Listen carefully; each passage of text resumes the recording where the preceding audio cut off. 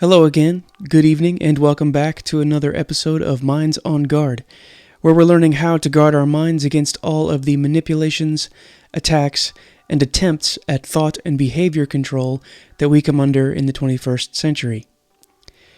Tonight, we're going to delve a bit more deeply into a fascinating and often unacknowledged framework known as problem-reaction-solution. This conceptual framework has been utilized repeatedly by powerful entities seeking to manipulate societal structures to achieve their desired outcomes. We'll explore three major historical and ongoing examples: the Rothschild banking dynasty's acquisition of power in Europe and, by extension, America, the Marxist revolutions in Russia and China, and the modern-day digital control matrix that is currently being constructed around us. By examining these examples through the problem-reaction-solution lens, the goal is to reveal the deeper currents of power and influence which have driven world events in the past and persist into today.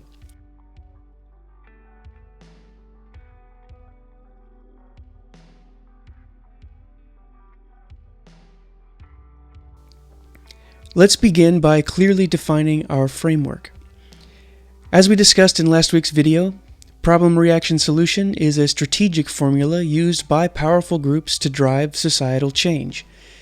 It begins with creating or exploiting a problem, which then causes a predictable reaction from the public as they demand a resolution, and finally providing a predetermined solution that aligns perfectly with the orchestrator's original goal of influencing and controlling people toward freely giving up control and freedoms which would have never been relinquished under normal conditions.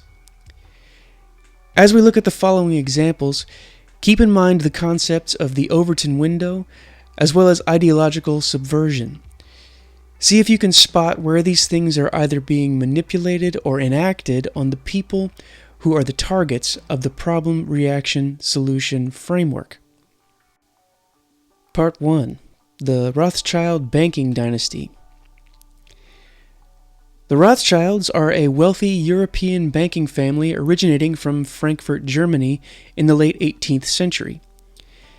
Mayer Amschel Rothschild, the family's patriarch, established a banking business that rapidly expanded through his 5 sons, who set up operations in major European financial hubs: London, Paris, Vienna, Naples, and Frankfurt. To understand the depth and influence of the Rothschild family's rise to power, we must go back to the late 18th century and early 19th century. At this time, Europe's nations frequently engaged in costly regional conflicts requiring vast financial resources. War is not cheap, after all. The Rothschilds, who were then a relatively obscure banking family, saw opportunity within this ongoing problem of perpetual warfare. Let's see how their family was able to apply and benefit from the framework that we have been discussing. The problem: constant European wars, especially the Napoleonic conflicts, created massive financial strain on nations, making them desperate for funding. This recurring crisis created economic instability and national vulnerability. Nathan Rothschild famously leveraged the chaos surrounding the Battle of Waterloo in 1815. He was able to gain advanced knowledge of Napoleon's defeat in the battle, which he used to manipulate the British bond market by spreading false rumors suggesting that Britain had lost to Napoleon. Investors panicked, selling off bonds at fractions of their worth. The reaction: public and governmental panic ensued, driven by fear of financial collapse and military defeat. Investors sought immediate safety, liquidating assets at severely undervalued prices. The solution: Nathan Rothschild then strategically purchased large amounts of these devalued bonds, consolidating significant financial power virtually overnight. When news of Napoleon's actual defeat reached Britain, bond values skyrocketed, enriching Rothschild immensely. This single act significantly boosted the Rothschilds' financial influence, a strategy that they replicated across Europe, establishing dominance in international finance. Similarly, in the United States, the Panic of 1907 was engineered to create financial instability. J.P. Morgan, closely aligned with Rothschild interests, positioned himself as the nation's financial savior during the crisis, influencing public perception to accept centralized banking as essential for financial stability. The orchestrated financial turmoil prompted public outcry for banking reform, leading directly to the creation of the Federal Reserve in 1913. This centralization effectively handed private banking interests unprecedented control over America's monetary policy. Through deliberate manipulation of economic crises, the Rothschild dynasty utilized the problem-reaction-solution model to expand their financial power dramatically, permanently reshaping global finance. The same strategies were replicated here in America, and we are experiencing the effects over 100 years later as continual financial turmoil grips the nation. As we watch events play out today, we should be questioning, is what we are seeing an organic outcropping of market behavior, or is there some entity or group of people influencing the direction and action of the financial system in order to consolidate their own wealth and power even further? Part 2. Marxist Revolutions in Russia and China. In the early 20th century, Marxist ideology, while influential among intellectual circles, had not organically captured popular imagination to incite widespread revolutionary change without extreme external intervention. The problem? In Russia and later China, pervasive poverty, widespread government corruption, and stark economic disparities created conditions that were ripe for unrest. However, these conditions alone did not suffice to trigger full-scale revolution. In Russia, World War I exacerbated existing problems, severely destabilizing the Tsarist regime. This presented an opportunity for international financiers who strategically funded revolutionary groups, most notably the Bolsheviks. Western financial interests provided critical backing to leaders such as Leon Trotsky, ensuring revolutionary ideals were propagated widely throughout the population. This external funding significantly increased the scope and intensity of societal unrest, further undermining Russia's traditional governance structure. Similarly, in China, following the devastation of World War II and the prolonged civil war, massive societal instability and economic hardship left citizens desperate for relief. Both Soviet and Western financial interests saw the potential benefits of a communist regime to undermine traditional nationalist control. External powers, notably the Soviet Union, supported Mao Zedong's communist forces financially and militarily, further exacerbating internal divisions and heightening revolutionary fervor within the country. The reaction: public disillusionment and desperation fostered openness to radical solutions promising immediate social and economic relief.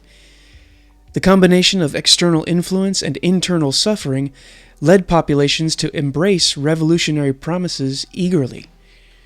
In this climate, the ideological subversion tactics outlined by Yuri Bezmenov could take hold of the hearts and minds of the people as they were guided by the orchestrating forces of the revolutionaries. The solution: Marxism, a subversive philosophical and ideological framework posing as a solution to social inequality and economic instability, was systematically introduced by revolutionary leaders. In 1917 Russia, and then again in 1949 China, communist revolutions succeeded in establishing authoritarian governments promising equality but delivering centralized control and oppression. These outcomes aligned precisely with the orchestrators' goals: centralized authority under the guise of social justice. Once in power, both Soviet and Chinese regimes continually employed manufactured crises, political purges, famines, and various ideological campaigns to sustain public dependence and suppress dissent. This perpetual cycle exemplifies the problem-reaction-solution framework at an institutional level, achieving absolute control through orchestrated social engineering. Part 3. The 21st Century Digital Control Matrix. Today, the digital control matrix represents perhaps the most advanced and pervasive example of the problem-reaction-solution paradigm. Combining mass surveillance technology, digital IDs, social media manipulation, and cashless economies, it aims for unprecedented societal control. The problem: post-2000, events such as ruthless terrorism, coordinated cyber attacks, rampant identity theft, global pandemics, and ongoing financial crises have been repeatedly highlighted in global media. Each incident has been leveraged and folded into the next to emphasize societal vulnerability and the need to tear down the previously established global order and replace it with something new. Every day we see new campaigns in the media and from influential policy groups framing comprehensive digital surveillance and control as necessary safeguards. The terrorist attacks of September 11, 2001, significantly expanded governmental surveillance capabilities through legislation such as the USA Patriot Act. The 2008 financial crisis led to increased regulations and massive bailouts benefiting large banking institutions and enhancing financial tracking systems. The COVID-19 pandemic in 2020 rapidly accelerated digitalization and normalization of unprecedented invasions of personal privacy, which were justified as essential public health measures. There's also the ever-present narrative of a global climate disaster that is poised to wipe out massive percentages of the population solely from the behavior of humans, which will leave whoever is left with a planet that is so utterly destroyed that natural resources will be nearly impossible to find, let alone utilize to help rebuild society. The reaction: orchestrated narratives, amplified by mainstream media, fostered widespread fear and uncertainty, prompting public demands for enhanced security, even at considerable cost to personal freedom. This calculated shift of public perception illustrates a deliberate manipulation of the Overton window, making formerly unthinkable invasions of privacy acceptable, even desirable. Yuri Bezmenov explicitly warned about ideological subversion and its 4 stages: demoralization, destabilization, crisis, and then normalization, which align precisely with the problem-reaction-solution strategy. These stages methodically condition societies to accept extreme measures. By constantly inundating people with fear-based news, the continual elevation and amplification of fringe and hyper-minority ideological agendas, and targeted attacks on the institutions which uphold the pillars of a flourishing society, we are witnessing the subversion process taking place in every measurable way, often in multiple layered forms where the stages are building on one another to start new subversive processes before any other one has been completed. The solution. The solutions provided include digital identification systems, biometric surveillance, central bank digital currencies or CBDCs, and other forms of exclusively digital financial systems, social credit systems, and comprehensive digital tracking of purchasing and online behavior. Global entities like the World Economic Forum, the Bank for International Settlements, and the United Nations openly promote these technologies as crucial for societal stability and security. Yet, each advancement simultaneously diminishes individual autonomy and increases centralized control. Digital vaccine passports, biometric identification, social credit scoring, and a push toward a cashless society remove established barriers to comprehensive societal monitoring. These solutions constitute unprecedented centralization of power under the pretense of public welfare and security.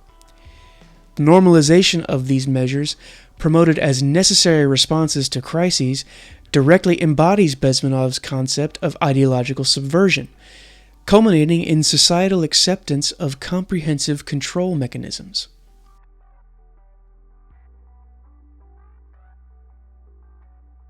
The problem-reaction-solution framework is not hypothetical, but rather very observable and recurrent across history.